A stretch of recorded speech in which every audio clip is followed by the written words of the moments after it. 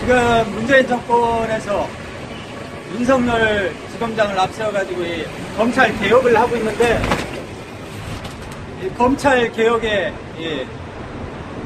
시작은 박현준 검사 처리로부터 시작돼야 하지 않는가 하는 생각을 합니다. 왜냐하면 이 박현준 검사라는 사람은 1년 동안 강정마을 사태를 맡으면서 구속영장 기각률만 42%에 달하고 있지도 않는 사실 가지고 어떻게든 시민 구속을 시키려고 무리하게 구속영장을 청구하고 했습니다. 그러면서 경찰의 폭력에 대해서는 경찰이 주먹으로 때리고 그런 영상 같은 경우도 다 증거로 제출해도 불구하고 다 그냥 불기소 처리하고 그냥 다 넘어가고 그런 식으로 했죠. 이렇다 보니까 시민들이 이 공권력에 대해서 아주 무시를 하게 되고 불신을 하게 됐고, 국제투명성기구가 발표한 2012 부패인식지수조사에서 우리나라는 176개국 중에 45위를 차지 한 해 전보다 2단계 강등된 결과를 얻었습니다. 그런데 국제투명성기구 한국본부는 이번 결과는 국가청렴도 조사에서 꼴찌를 차지한 검찰 때문이라고 밝혔습니다. 검찰이 무엇보다도 문제가 된 것은 국민이 아닌 자본과 권력의 수호자임을 자처하는 것인데, 바로 이러한 사례는 제주 해군기지 반대운동에 대한 제주검찰, 특히 공안검사 박모 씨의 모습을 통해서 드러납니다. 일례로 김동원 씨가 2012년 6월 30일 오탁방지막 미설치로 인해서 제주 바다 천연기념물 연산호지대가 파괴되는 것에 항의하면서 혼자 목숨을 건 크레인 농성을 했었던 적이 있었습니다. 그런데 7월 3일 검찰은 체포된 김동원 씨에게 이중 오탁방지막을 완벽히 설치하여 인근 해상에 부유물이 유입될 가능성이 없다고 명시하는 구속영장을 청구했습니다. 하지만 강정 앞바다에서 이중 오탁방지막이 환경영향평가대로 설치된 적은 단 한 번도 없었고, 더군다나 구속영장이 발부되기 하루 전인 7월 2일 제주도지사가 해군참모총장에게 공문을 보내 오탁방지막 복구공사를 한 뒤 도의 검사를 받아 공사를 재개하라고 지시했을 정도입니다. 이러함에도 검찰은 이러한 사실을 묵살하고 불법을 묵인하여 건설업자들의 입장을 대변하여 구속영장을 꾸며왔던 것입니다.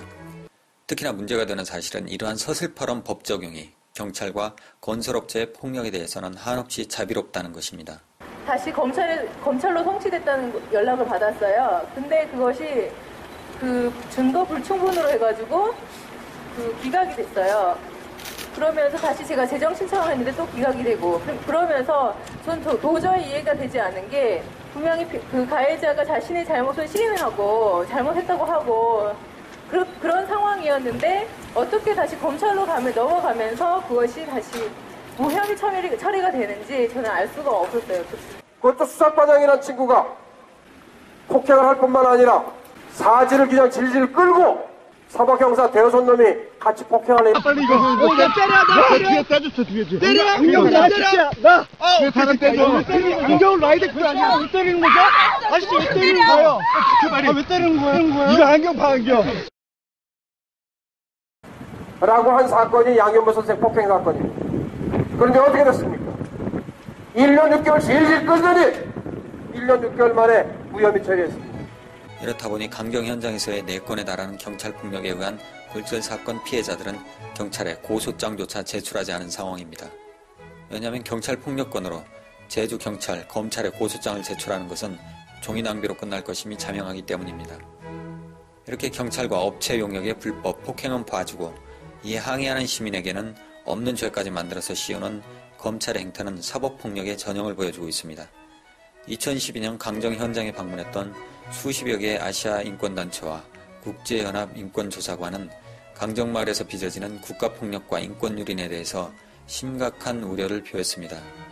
그러한 국제사회의 우려를 불러일으키게 만든 주체가 바로 제주검찰임을 잊어서는 안 됩니다. 이렇게 국가 권력과 자본의 입장을 대변하기 위해서 없는 죄를 만들어 공소장을 채우고 애꿎은 시민을 극악의 범죄로 몰고 가는 사법폭력을 휘두른 박모 검사는 제주검찰청에서 서울중앙지검 형사 2부로 영전되어 갔습니다. 검찰의 임무는 법을 통해서 정의를 바로 세운다라는 걸로 알고 있습니다.